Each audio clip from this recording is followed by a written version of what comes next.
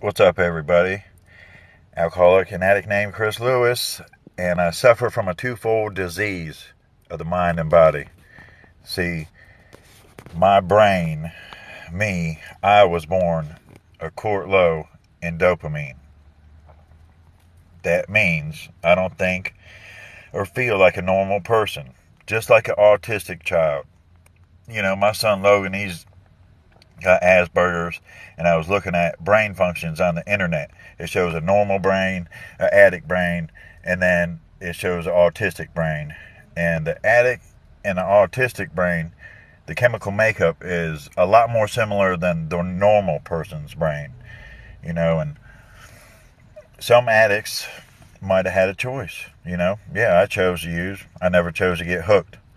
But my son, he never had a choice.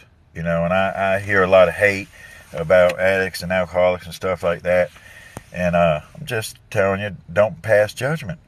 My son never asked for that. He never asked, to be born in an opiate withdrawal, or he never asked to be born with the disease of autism.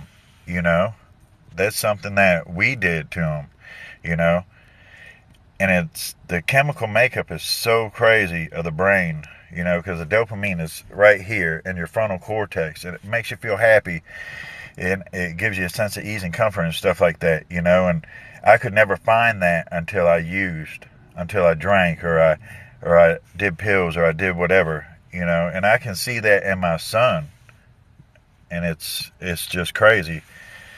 They did a study in 92 that said 11.4% of kids that were born into addiction would become autistic, and then the number jumped up to, I think, 50% in 2001, 2003, and then 94% of them had learning disabilities, which my son does, because he struggles with Asperger's every day.